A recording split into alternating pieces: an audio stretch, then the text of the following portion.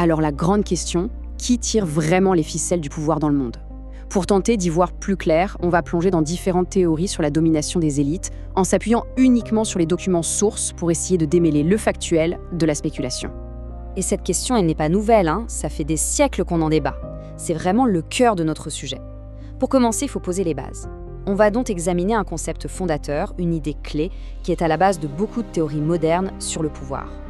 Et ce concept, c'est celui de l'élite du pouvoir. C'est un outil, en quelque sorte, que les sociologues ont développé pour essayer de comprendre comment le pouvoir est vraiment structuré dans nos sociétés. C'est notre point de départ. Alors, cette idée vient d'un sociologue, C. Wright Mills. Et qu'est-ce qu'elle dit en gros? Eh bien, elle postule qu'un petit groupe de personnes, très connectées entre elles, domine en fait les secteurs les plus importants de la société. Et ce faisant, ça affaiblit les mécanismes de contrôle démocratique. Mais alors de qui parle-t-on exactement? Pour Mills, le vrai pouvoir se trouve au croisement de 3 mondes. D'un côté, le monde économique, les grands patrons, les actionnaires majeurs. Ensuite, le monde politique, les hauts fonctionnaires, les dirigeants. Et enfin, le monde militaire, les grands chefs de l'armée. Le truc, c'est que les leaders de ces 3 sphères, ils viennent souvent des mêmes milieux, ont fait les mêmes grandes écoles, fréquentent les mêmes clubs. Et surtout, ils partagent les mêmes intérêts. C'est cette connexion qui leur donne une influence coordonnée qui s'exerce bien souvent loin, très loin, des projecteurs. Bon, tout ça, ça peut paraître un peu théorique, non? Eh bien, pas forcément. Les sources qu'on analyse pointent du doigt des organisations bien réelles, très concrètes. On parle par exemple du Forum économique mondial ou même de l'ONU, qui sont présentées comme des illustrations modernes de ces réseaux d'influence. Prenons le Forum économique mondial. C'est l'exemple parfait de cette ambiguïté. Pour ses défenseurs, c'est une plateforme vitale, un lieu où les grands de ce monde peuvent coopérer. Mais pour ses critiques, c'est tout autre chose. C'est un club super select où des milliardaires peuvent directement influencer les politiques des gouvernements sans la moindre once de contrôle démocratique. Un autre acteur incontournable, bien sûr, c'est l'ONU, avec son grand projet, l'Agenda 2030. Au cœur de cet agenda, on trouve ce chiffre, 17. 17 objectifs de développement durable. C'est un plan d'action mondial qui touche à tout. La pauvreté, le climat, l'éducation, c'est très ambitieux. Mais la question qui se pose, c'est est-ce que ça marche vraiment? Eh bien, si on regarde le bilan, il est, disons, mitigé. Oui, il y a eu des progrès, par exemple sur l'éducation, c'est indéniable. Mais d'un autre côté, beaucoup de critiques pointent du doigt des objectifs trop vagues, des règles d'application trop faibles. Et puis, des crises comme celle du Covid-19 sont venues tout perturber, et on voit souvent que les grands objectifs mondiaux se heurtent à la réalité des intérêts nationaux. Maintenant, pour comprendre comment une influence peut non seulement durer des siècles, mais aussi devenir le sujet de tant de mythes, il y a un cas d'école fascinant. On va s'intéresser à la famille Rothschild. Leur histoire est incroyable. Ça commence modestement à Francfort au XVIIIe siècle. Et de là, ils construisent un véritable empire bancaire. Au XIXe siècle, ils sont au sommet. Leur pouvoir est immense, à tel point qu'ils financent des États et des projets colossaux. Aujourd'hui, bien sûr, leur influence a changé de nature. Elle est peut-être moins visible. Mais leur héritage, il est toujours bien présent. Et c'est là qu'on arrive au point de friction. La différence entre le fait historique et le mythe. D'un côté, on a l'histoire, celle d'une famille d'entrepreneurs brillants dont le succès est documenté. Et de l'autre, on a le mythe, des théories du complot tenaces, souvent enracinées dans de vieux stéréotypes qui leur prêtent un pouvoir secret et un contrôle total sur les événements mondiaux. Ok, on a vu les théories académiques, les institutions visibles. Maintenant, on entre dans une dimension différente, beaucoup plus spéculative. On va aborder les théories qui parlent de réseaux de l'ombre, de ces groupes qui agiraient dans les coulisses, bien au-delà de ce qu'on peut voir. C'est ce qu'on appelle parfois l'idée d'un État profond. L'idée, c'est qu'il existerait un réseau de pouvoirs non élus qui opérerait au-dessus des gouvernements légitimes. Et ce réseau tirerait les ficelles en utilisant des leviers comme les services secrets, la haute finance ou les grandes multinationales. Et dans ces théories, on entend souvent les mêmes noms revenir en boucle. Le groupe Bilderberg, par exemple, le Council on Foreign Relations, les francs-maçons, Skull and Bones, ou encore de grandes fondations. Toutes ces entités sont souvent décrites comme les pièces d'une sorte de pyramide du pouvoir où les vraies décisions se prendraient en secret. La logique de ces théories va même très loin. Elle suggère, et là je cite directement une des allégations, que des dirigeants comme Macron ou Trudeau seraient en fait perçus comme des marionnettes. Des marionnettes manipulées par le chantage, par l'argent, par ces réseaux. L'idée de fond, c'est que les leaders qu'on élit ne seraient qu'une vitrine pour un pouvoir bien plus réel et lui, totalement incontrôlé. Bon, On a vu beaucoup de choses, des analyses sociologiques sérieuses, des critiques d'institutions mondiales et des théories qui vont beaucoup plus loin. Alors, comment faire le tri ? Essayons de rassembler les pièces de ce puzzle qui est, il faut le dire, assez complexe. Finalement, on a fait un voyage. On est parti d'un concept universitaire bien établi, celui de l'élite du pouvoir. On a regardé les critiques d'institutions très visibles pour arriver jusqu'à des affirmations sur un contrôle mondial totalement secret. C'est un spectre très large et la frontière entre les différentes théories est parfois assez floue. Au bout du compte, ce qu'on retient des documents sources, ce n'est pas une réponse toute faite. C'est plutôt une question Comment qui reste en suspens. Comment le pouvoir et l'influence Où est-ce qu'on trace fonctionnent-ils la vraiment ligne à l'échelle mondiale? La ligne entre des Au-delà réseaux des gros d'influence titres, qui sont au-delà une des réalité du discours, pouvoir et l'idée officiels, d'une quelles conspiration sont les mondiale vraies structures orchestrée. qui façonnent C'est notre peut-être monde? la grande question Pour notre à analyse laquelle il n'y a d'aujourd'hui, pas de on se réponse plonge simple. dans une pile de documents assez fascinants, tous rassemblés pour un projet de recherche académique. Et la mission, elle est claire, fournir une analyse vraiment objective de ces dynamiques en essayant de dépasser les idées reçues. On va commencer par la théorie, puis on va descendre vers le concret, des institutions très visibles, jusqu'aux réseaux, disons, plus discrets. Alors on y va ? Oui, et ce qui est intéressant d'emblée, c'est que ces documents posent un cadre sociologique très solide. On part de la théorie des élites. L'idée de base, c'est que le pouvoir est toujours concentré. Il est entre les mains d'un petit groupe qui domine les secteurs clés. L'économie, la politique, l'armée. Ce n'est pas neuf, mais c'est très bien articulé ici. Et il y a une référence qui revient tout le temps, c'est Wright Mills, l'élite au pouvoir. Ce qui me frappe, c'est que ça date de 1956, on est en pleine guerre froide, et pourtant on lit les descriptions et on a l'impression que ça pourrait décrire le monde de la tech aujourd'hui, quoi. C'est tout à fait ça. Mills, il parlait d'une trinité du pouvoir. Les grands patrons, les politiques et les chefs militaires. Selon lui, ces gens partagent les mêmes origines, les mêmes écoles, les mêmes clubs. Ils sont interconnectés. Voilà. Leurs mondes se croisent tellement qu'ils finissent par penser pareil. Donc leur domination, c'est pas forcément un complot, mais plutôt une conséquence quasi naturelle de cette convergence d'intérêts. Et ce modèle, aujourd'hui, il passe à l'échelle mondiale. Les textes parlent de systèmes sans échelle. C'est un peu technique comme expression, non ? Un peu, mais l'image est assez simple. Pensez à un réseau social. La plupart des gens ont quelques centaines d'amis, mais quelques influenceurs en ont des millions. Eux, ce sont des nœuds centraux. Dans le pouvoir mondial, c'est pareil. Une poignée d'individus ou d'institutions, les documents les appellent les hyper-élites.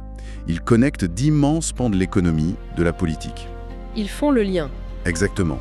Et du coup, ils peuvent diffuser une idée, une norme à une vitesse incroyable dans tout le système. D'accord, c'est plus clair. Et l'exemple parfait pour voir ça en action, c'est le Forum économique mondial de Davos. On voit tous les ans les images des jets privés dans les Alpes. Mais qu'est-ce qui s'y passe, vraiment ? Alors là, les sources donnent un tableau très contrasté. D'un côté, il y a les partisans du FEM. Pour eux, c'est une plateforme indispensable pour gérer les crises mondiales. Ils défendent une idée qui s'appelle le capitalisme des parties prenantes. Attendez, le capitalisme des parties prenantes, ça veut dire quoi concrètement ? L'idée, c'est que l'entreprise ne doit plus seulement rendre des comptes à ses actionnaires, mais à tout le monde. Ses employés, ses clients, la société. D'accord. Et à Davos, ça se traduit comment ? On réunit les PDG, les chefs d'État, des scientifiques, des ONG, et on les fait collaborer sur le climat, les pandémies. L'argument, c'est que personne, même pas un État, ne peut régler ses problèmes tout seul. Sur le papier, ça a l'air plutôt vertueux. Mais j'imagine que les critiques sont nombreuses. Ah, elles sont virulentes. Les documents décrivent Davos comme un club élitiste néolibéral et surtout antidémocratique. Ah oui. L'accusation principale, c'est que des milliardaires qui n'ont été élus par personne peuvent faire pression directement sur les dirigeants politiques. Et ça sans aucune transparence, sans aucun contrôle citoyen. La question posée est simple. Est-ce que ça n'érode pas la souveraineté nationale ? Bien sûr, si les grandes décisions se prennent dans des forums privés. Et c'est là qu'on a beaucoup entendu parler de la grande réinitialisation, le fameux Great Reset. Ça a cristallisé toutes les méfiances. Oui, le Great Reset a été lancé en 2020, en pleine pandémie. L'idée affichée, c'était de profiter de la crise pour, je cite, « réinitialiser le capitalisme pour le rendre plus juste, plus durable ». Mais ça a été perçu très différemment. Exactement. Pour beaucoup de critiques, ce langage était la preuve d'une volonté de l'élite de profiter du chaos pour imposer son agenda. Un agenda de contrôle social et économique, avec plus de surveillance et au final moins de liberté. Au fond, ce que les documents semblent dire sur Davos, c'est que la conspiration la plus efficace, c'est celle qui n'a pas besoin d'être secrète. Il suffit de mettre les gens les plus puissants dans une même pièce, de les laisser défendre leurs intérêts, et le résultat ressemble à un plan mondial. C'est une excellente synthèse. Les analyses factuelles dans les textes ne parlent pas de cabale secrète, mais d'une influence structurelle. C'est le lobbying, c'est la convergence d'intérêts financiers. L'influence est bien réelle, mais ces mécanismes sont visibles. Ce qui est intéressant avec le FEM, c'est que c'est très moderne. Mais les sources nous rappellent que cette idée d'une élite financière qui tire les ficelles, ça ne date pas d'hier. Ça nous renvoie direct au 19e siècle, avec un nom que tout le monde connaît, Rothschild. Absolument. C'est un cas d'étude historique majeur. Au 19e siècle, les Rothschild ont bâti un empire bancaire sans précédent. Leur force, c'était leur réseau. Les 5 frères, installés dans les grandes capitales européennes, communiquaient à une vitesse folle pour l'époque. Ils avaient l'information avant les autres. Exactement, et ils en profitaient. Ils prêtaient de l'argent au gouvernement pour financer des guerres, parfois les deux côtés, ou pour construire des infrastructures. Leur pouvoir était direct, tangible. Oui, c'est clair. Mais on comprend la fascination, non? Le fait qu'une seule famille ait pu avoir un tel pouvoir, ça dépasse l'entendement. La réalité est presque aussi folle que les mythes. Oui, et c'est là que le travail académique est crucial, comme le soulignent nos sources. Il faut séparer les faits, qui sont déjà spectaculaires, des mythes qui ont été construits par-dessus. Et aujourd'hui, leur influence a changé. Radicalement. Elle est réelle dans la gestion d'actifs, le conseil, mais elle n'a plus rien à voir avec son apogée. Le monde de la finance est dominé par des géants comme BlackRock ou Vanguard. Et les documents insistent beaucoup sur l'origine des théories du complot qui les ciblent. C'est un point essentiel. Les textes sont très clairs. La plupart de ces théories sur une domination mondiale occulte des Rothschild viennent de vieux stéréotypes antisémites du 19e siècle. Ces mythes ont ensuite été repris par la propagande nazie, puis recyclés jusqu'à aujourd'hui. L'analyse factuelle montre une saga entrepreneuriale incroyable, mais aucune preuve d'une conspiration. C'est une distinction fondamentale à faire. Alors, si on quitte les institutions privées et les dynasties familiales et qu'on regarde l'influence qui se veut la plus transparente possible, on tombe sur l'agenda 2030 de l'ONU. Là, on change complètement de registre. Oui, on est à l'autre bout du spectre. Adopté en 2015 par 193 pays, l'agenda 2030 et ses 17 objectifs de développement durable, c'est un consensus mondial affiché. On parle d'éradiquer la pauvreté, de l'accès à l'éducation, du climat. C'est la gouvernance mondiale publique. Mais quand on regarde le bilan que les sources en dressent, c'est, disons, très mitigé. C'est le moins qu'on puisse dire. Il y a eu des progrès, notamment sur la réduction de l'extrême pauvreté avant la crise du Covid. Mais les critiques sont lourdes. Premièrement, beaucoup d'objectifs sont très vagues, difficiles à mesurer. Et il n'y a pas de sanctions, j'imagine? Aucune. Ce sont des engagements volontaires. Un pays peut très bien ne rien faire. Et les sources soulèvent un risque politique plus profond. Exactement. Le risque, c'est que cet agenda mondial, défini par des comités d'experts internationaux, finisse par prendre le pas sur les priorités nationales, celles qui sont décidées démocratiquement. C'est la tension classique entre gouvernance mondiale et souveraineté. C'est ça. Qui décide à la fin? Les experts à l'ONU ou les électeurs dans leur pays? D'accord, donc on est parti des théories sur l'élite, on a vu les clubs de pouvoir comme Davos, les dynasties, les grandes institutions comme l'ONU, et maintenant les documents nous emmènent dans une zone beaucoup plus grise, celle des théories sur les réseaux d'influence cachés, voire occultes. C'est la partie la plus complexe, et là il faut vraiment insister. On rapporte les théories et les allégations qui sont présentées dans les textes à des fins d'analyse. On entre dans ce que certains appellent la théorie de Webb, qui postule qu'un cercle très restreint de quelques centaines de personnes à peine coordonnerait un contrôle transnational en coulisses. Et comment ce contrôle fonctionnerait selon ces théories? Alors, plusieurs mécanismes sont décrits. Certains sont connus, comme les oligarques qui utilisent des sociétés écrans offshore pour contourner des sanctions. Ça, c'est factuel. Ça prouve que le pouvoir financier peut opérer au-delà des lois. Oui. Les sources parlent aussi de matrice d'élite et citent un exemple, le réseau Ridge-Parag-Epstein-Clinton, pour illustrer comment les lois seraient plus flexibles pour les puissants. Mais ça va plus loin que des arrangements financiers ou judiciaires, n'est-ce pas? On parle aussi de manipulation de l'opinion. Oui, et c'est là qu'on aborde la théorie de l'état profond, le deep state. C'est un terme qu'on entend partout aujourd'hui.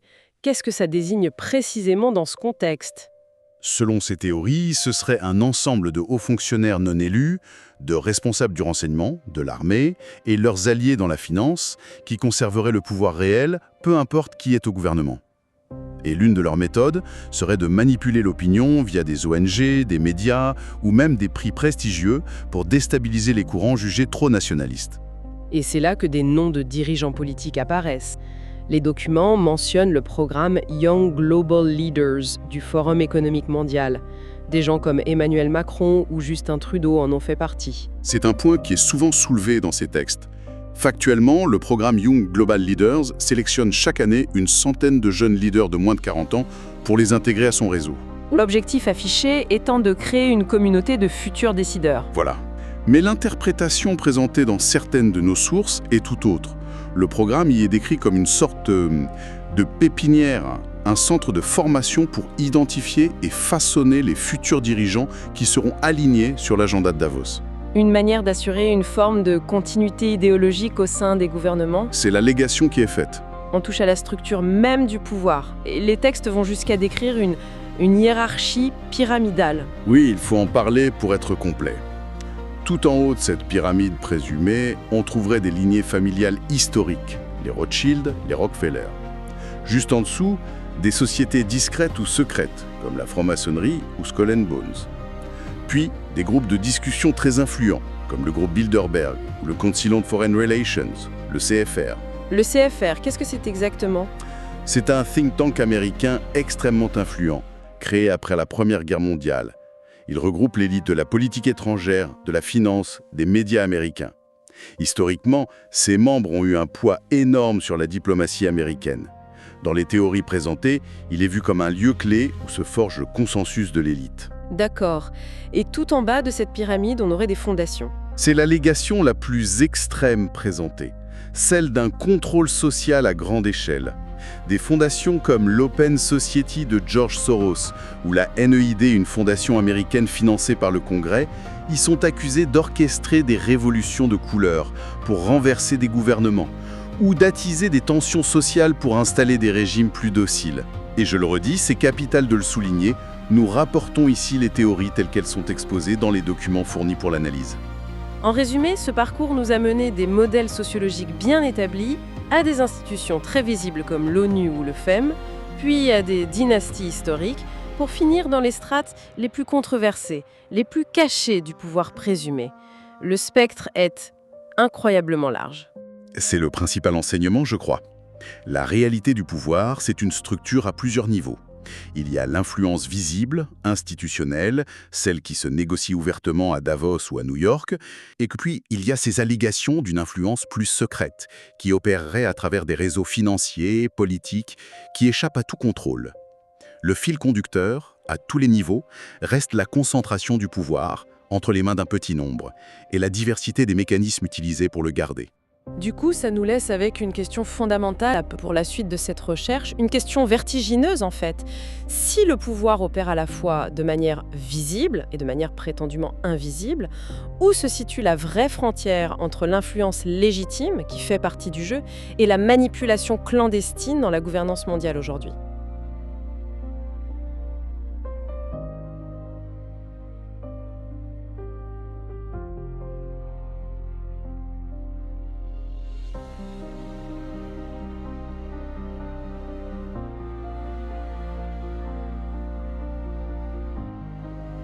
Qui façonne notre perception de la réalité et surtout, comment? C'est ce qu'on va explorer. Voilà la question centrale, n'est-ce pas? On est bombardé d'informations souvent contradictoires et c'est facile de se sentir un peu perdu. Alors comment y voir plus clair? On va tenter de dénouer quelques fils ensemble. Voici notre feuille de route pour aujourd'hui. On va regarder de près plusieurs crises, de la guerre à l'économie, pour essayer de comprendre les véritables mécanismes de pouvoir qui sont en jeu.